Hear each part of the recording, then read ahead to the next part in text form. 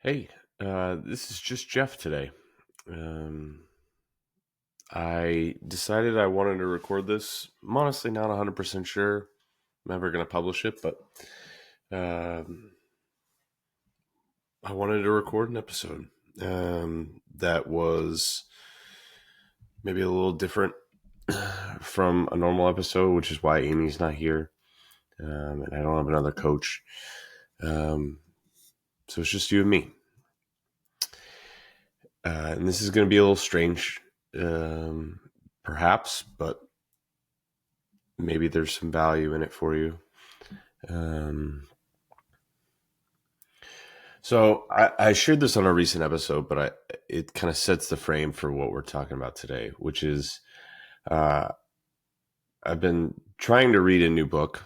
That's probably part of the trying piece is probably part of what I want to talk about today, but trying to read a new book about it's called Habits of the Household and kind of about intentionality and parenthood and family life and these sorts of things. And one of the early things that the author writes in this is he describes a setting in the evening with his kids.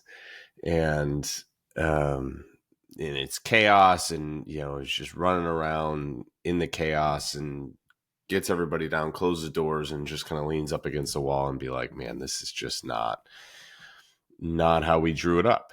This is not ideal the way that this is going.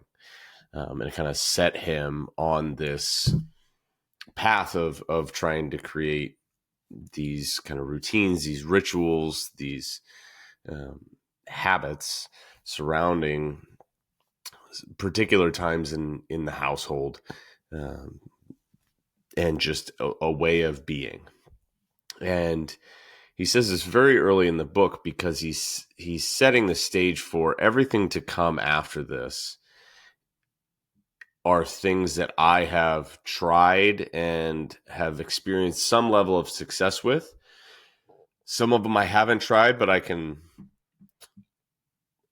I think has a potential of doing it, or I've talked to people who've tried it and have had success with it.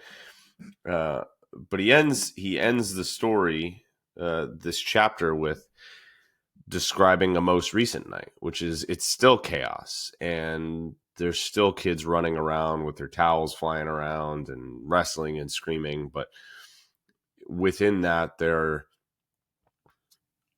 are still some intentional moments inserted. And he wrote it in the way that he phrased this. I don't know if I'll ever quite forget it, which was, I'm writing this from the mess. I'm writing this book from the mess. And I don't want to give the illusion that I'm writing this from a place that my house is all figured out. I don't want to give the illusion that I have this all figured out, that my household runs super smoothly, that it goes this way every time. He's talking about, dinner table stuff and roses and thorns. And he's like, somebody burps and everybody laughs, and, this one doesn't want to come to the table, and all of that still happens, but there's still at least the effort made to try to do the thing. And he says this, and I think it was a real comfort for me as a parent who is trying to be more intentional at home, that feels all the ways that I feel like I'm falling short or letting my kids down or my wife down or myself down based on the standard I always wanted to hold myself to, the dad that I always wanted to be, as a dad who gets to the end of the night sometimes and is just like, oh my goodness, I can't believe that that's what we live in, that's the chaos. And is just exhausted. Um, and yeah, just feels like I fall short a lot, and it's very easy for me to look at other parents, whether on the internet or even in real life, and be jealous or envious or of how they are, or wonder what it is that they're doing and why I can't do it. Um, Look at that and feel a little bit like a failure, that I've done something wrong, or my kids are, um, I've messed up. I feel that way a lot with my business. Um, I'll look at other coaches who I have relationships with and see them being super successful, and feeling like I'm not doing it. And I'm not one to play the victim card. Um, it's not. I've I kind of had that beaten out of me as a kid. Not literally, but like I had so many situations that came up when I was a kid where I kind of tried to play the victim, and at some point I just had to, like, all right, this is happening enough that the common variable is me. Like I came up. Sports is a good example where I my college essay. This is a little bit of an aside, but I think it'll give you an insight into how my brain works. My college essay was about the fact that my junior year I didn't make varsity baseball. I was on JV for the second year in a row. So I was on JV my sophomore year, and then they asked me to play JV as a junior. Where basically everybody who I played JV with the year before went to varsity.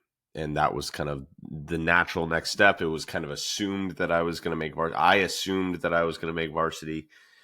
And there was a kid who went on to play soccer at Rutgers.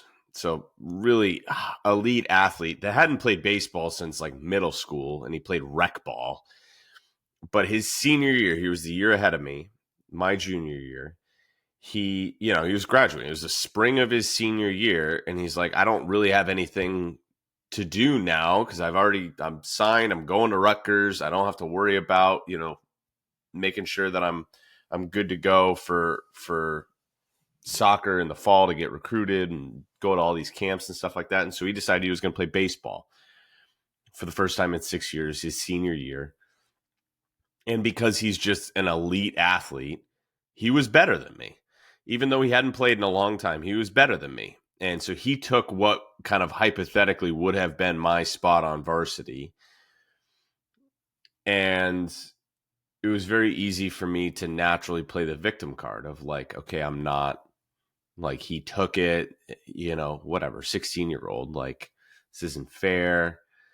And I wanted to not play JV. It was like embarrassing for me. I was like, I'm going to play JV with a bunch of freshmen and sophomores who are going to look at me like, why are you still here? But at some point, and I credit my parents with this, but I kind of recognize that, listen, if I made JV, like I made JV and they asked me to stay because they saw something in me for my senior year. They were like, we want to keep you in the program and we think that you have a role your senior year, and we don't want you to just sit on the bench for a whole year. We want you to go and get at bats and play versus just sit on the bench and do practice. And so that was something. And it was a little bit of like, no, like I just didn't make it. Like I didn't make it. I'm not good enough to make varsity. He was better. And so I need to get better. And so I went and I worked really hard on JV that year. And then I got on varsity my senior year, and there was a freshman who came in who it was like looking like this was going to be my spot in the position. And then this freshman came in and he was very good. And they were like, now you have to compete with this freshman for your position. I was a senior and you have to compete with your freshman. We split time for the first 4 or 5 games of the year. Like one of us would start the game and play the first half, and then the other one would come in and play the second half. And then we flip the next game and we just go back and forth. And it was, again, an opportunity for me to kind of play the victim card and like, oh my gosh, this kid, like I've earned this, I did JV last year. I'm a senior. Like this should be my spot. And again, credit to my parents and whatever else, teammates who were like, just, if you have to compete, then compete and beat them out. And if you don't get to complain. And there was the same thing my senior year on the football team. I started as a defensive back. I started the year, and my first game I played really badly. And I played so badly that they gave my starting spot to a junior. And I worked, senior year, I'd worked really hard, and I knew the game better than anybody. The coaches always told me, like, you'd be a great coach, and I did coach football for a long time. But I just wasn't physically talented enough to do what I needed to do. And so I got kind of demoted to second string, and they gave my spot to a junior. And I was a coward. And this was before senior year baseball, so maybe this informed that. And I pretended I was hurt because I didn't want to stand on the sideline for my first home football game as a senior. And I didn't want to stand on the sideline as a second stringer when I felt like I. So I pretended I had an injury, so I had like an excuse for why I wasn't playing. But because of all of that, I didn't have my spot for 5 weeks of the year. I didn't get a spot. I was back up, and I wanted to quit. And again, I had good teammates and good parents who were like, and it was a little bit of, I had some teammates, again, 17-year-olds, 18-year-olds. They're like, you should have this, like you deserve it. And they would like go to coach for me, and I went to coach. I was like, what do I need to do? And he's like, you got to play better. Like you're just not. He was honest with me. He's like, you got to play better. And so I worked really hard. And back half of the season, I kind of earned my starting spot back, and I played through, and I ended up playing quite a bit. I started on the defensive, and by playing really well on the defensive side, I also got some opportunities on the offensive side of the ball. But it was very easy, I had a lot of those opportunities to kind of play the victim, where I'm like, I always just come up short. I just come up, I'm just not good enough, and it was very easy to pass the buck to other people and be like, oh, I don't have, I'm not good enough because of this circumstance. It's not that I'm not good enough, actually. It's that, these other circumstances, like I deserve it, but I don't know why it's harder for me than it is for everybody else. Like I feel like like I just can't catch a break. And it was, I think, some of those experiences where I realized, like, when I got to college in my freshman year, I auditioned for an a cappella group and I didn't get it. And I didn't get in. And then my senior year, I worked up the courage to audition. Or no, my junior year, I worked up the courage to audition again, and I got in. But it was very easy early on to be like, why did I not get this? It's not fair that I didn't get this. And until I realized, like, no, this is on me. Like, I'm not good enough. And it's usually, I'm not good enough, not because I'm inherently not good enough, but because I haven't done the things that I need to do. Like, there's more that I could do. If I'm being honest, there's more that I could do.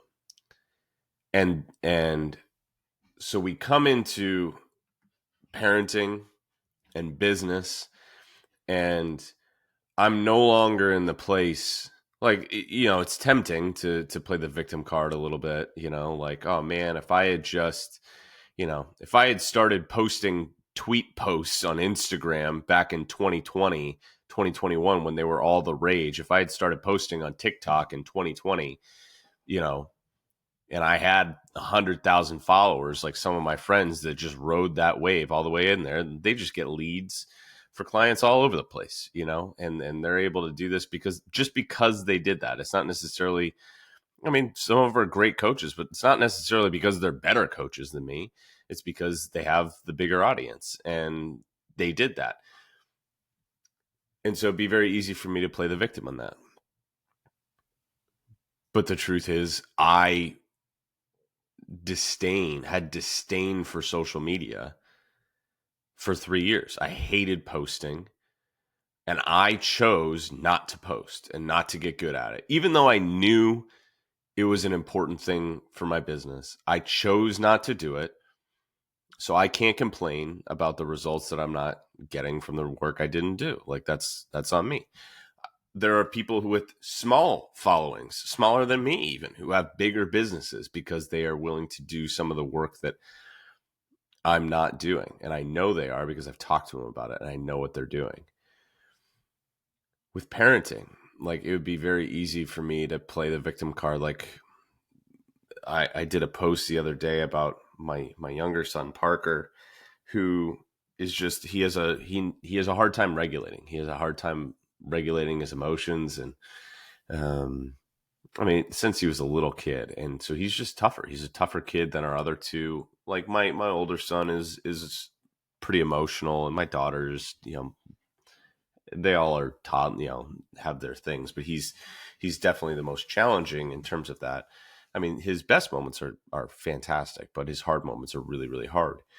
It'd be really easy for me to be like, oh man, like if they, you know, if he was just this way, or play the victim card, even like, you know, just being straight about it. Like we didn't plan for twins, you know, I didn't plan for 3 kids. I was on the 2-kid train and we ended up with 3.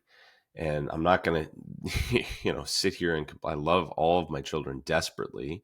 I can't imagine not having them. It's like that scene from Friends when the Phoebe's brother has triplets and he's like deciding which one he could give to Phoebe, and he's like, no, I love them all. Like you just, like, it's hard, but that doesn't mean that you don't love it. And I'm also not going to sit here and complain because I know too many people who struggle with infertility who desperately want kids and can't. So I'm not going to be, you know, the arrogant butthead who's sitting here complaining about my wealth of children and love that we have. But it is hard. But it'd be very, you know, it's a natural thing to like want to play the victim a little bit and be like, this is hard because my kids are hard, because we have 3 of them, or we had 3 in 19 months. And if we had done this kind of on what we had originally thought, where we had 1 and then we had another one 3 years later, maybe this would be different, you know. And I wanted to share all of this, and this is, again, might seem a little rambly, but it's very easy in these situations for me to see the gap between where I am and where I want to be. And I also have these times that I'm currently in. I'm in the midst of it, where all of this feels overwhelming to me, and I just kind of shut it down. And it's difficult for me to get myself up to even do the most basic things for my business, for the kids, for my health. Like I can do some of those things, but it's a real fight to like, and I hate it. You know, it's moments like that where I'm like, I don't want to be this way, but I can't get myself to not be this way. So recording this was actually a step in that direction of positivity, because I haven't done anything all day. It's 11:50 in the morning, and I've basically done 2 things today, and I had a whole laundry list of things that I needed to do, wanted to do, and I have not done them. And it's 11:50 and I've just not really done anything, and I've just been abdicating responsibility. And it'd be very easy for me to play the victim because it's a challenging season for us at home because my wife is super duper busy right now. And so I just end up catching a lot more time with the kids, 1-on-3, which just gets exhausting. And so that was this weekend, and we decided that this was how it's going to be, but that doesn't mean it's not hard. And so I get a little bit of the like, I deserve this time to myself to relax because I've been on duty, even though I've like not been doing that as well I would have liked over the weekend. But I need to own the fact that these are my choices and this is my responsibility. And but I haven't worked out in well over a week now. Yesterday I went to the store and I got, just bought a giant bag of Sour Patch watermelon and ate the whole dang thing. Like, just it's a slippery slope to kind of go in that direction, and staying up late and way too much time on my phone, and haven't been outside really very much at all. My step count, if I looked at my step count for the last week, I'm going to pull it up actually, because like compared to what I normally do, it's going to be alarming. And I know that it's going to be alarming. I have like, the last week. So I had one day where it went up like really high. So it's like, and it would be lower without that. So it's at 7,900, but I had one day where it was at 17,007 because I went golfing and I walked with the attempt of, again, trying to jog myself out of this. I was like, if I go, I'll be outside, I'll do something fun because I know I'm not going to want to do anything right now. So let me go do something fun, get some fresh air, get some movement in. Maybe that'll kind of be a catalyst for me in the right direction. And it was for that day. But then the back half of the day came and it was a tough afternoon with the kids and evening. And then it was 2 days straight of kids and I'm just burnt. So it's been below 7,000, which is like, I can get, and I know everybody's different, but for me, I can get 7,000 steps in a day almost without trying at this point. But I've done it for a week, more than a week, like 10, 11 days where it's just been 7,000 or less aside from that one day. But outside, like I walked probably 14,000 steps golfing, and then I didn't really move the rest of the day. So it's something that, and I haven't worked out. I tried and I just couldn't get myself up for it. Food decisions aren't great. I'm like relying way too much on caffeine because I can't get myself up to do anything because I have no energy. And I just wanted to share, I don't have a good lesson here. I don't have something that I'm letting you know that this podcast is recorded from the mess. And I said that on a recent episode, but I'm going to say it again. Like, this podcast is written from the mess. It's recorded among the mess. I'm a dad trying to figure it out. I'm a coach trying to figure it out. I'm a business owner trying to figure it out. And I'm going to have good, and I'm going to do some things that are really solid, and I'm going to have not good. But like, we ate takeout a few times for dinner last week because I just couldn't get myself to cook dinner.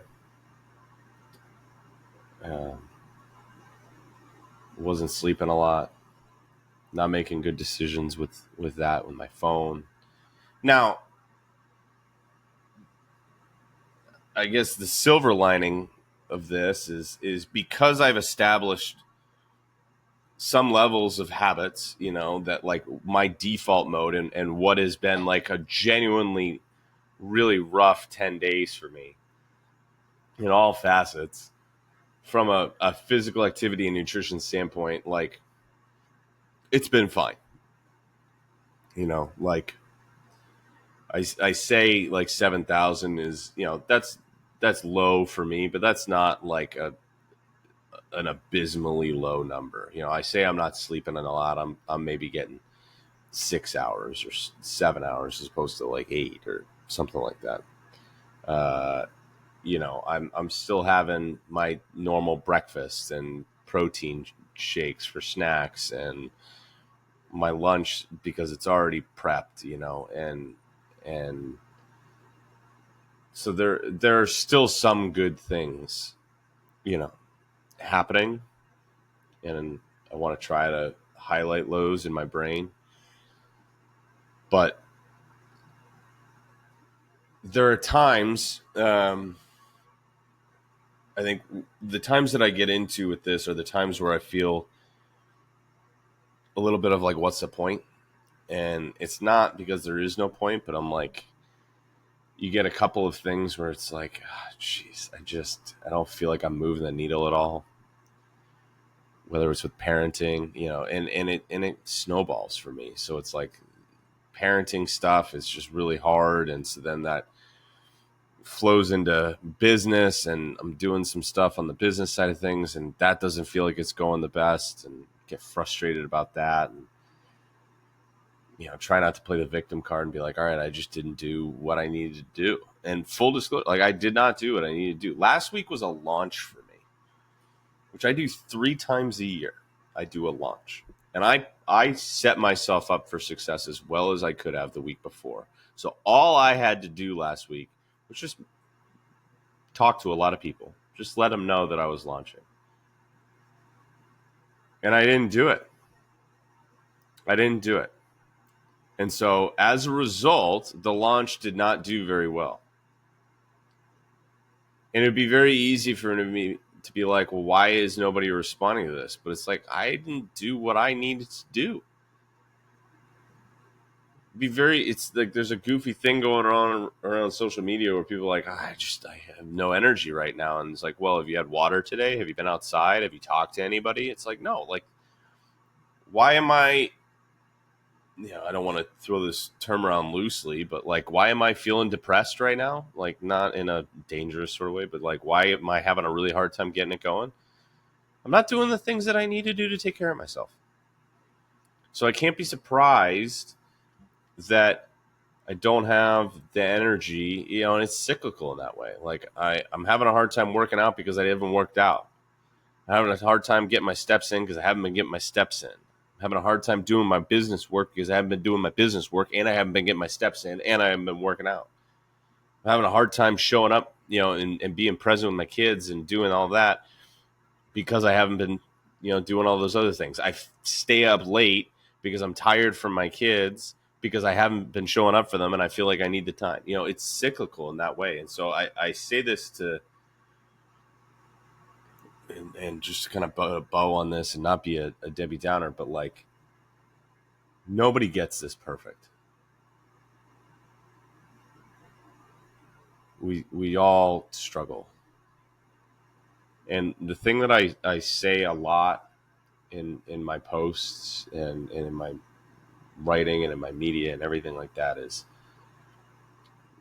the mark of a successful person is not that they never slip up.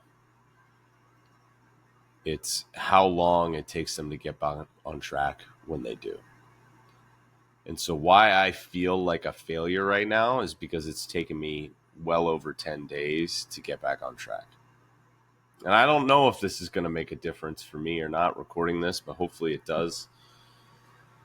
But if you're in a place where you're feeling like you are a failure and you're alone, this podcast is for you. It's not spoken from a guy who's got it all together. It's from a guy who is just trying to get back on track and letting you know what has worked for me and my clients as I do. But I'm going to make a commitment right now that I'm going to try to do the next right thing, whatever that is for me today. So hopefully you can too. Hey, do me a favor. If this resonated with you and you listen to this, I'm not going to bug you about it or anything, but if you could just shoot me a message, just let me know that you listened to it. If it didn't, that's fine. Don't send me a message to say that it didn't resonate with you. But if it did, I'd love to hear. But I hope you all move forward from here, and I'm with you, I'm in it with you. Spoken from the mess. Have a good day.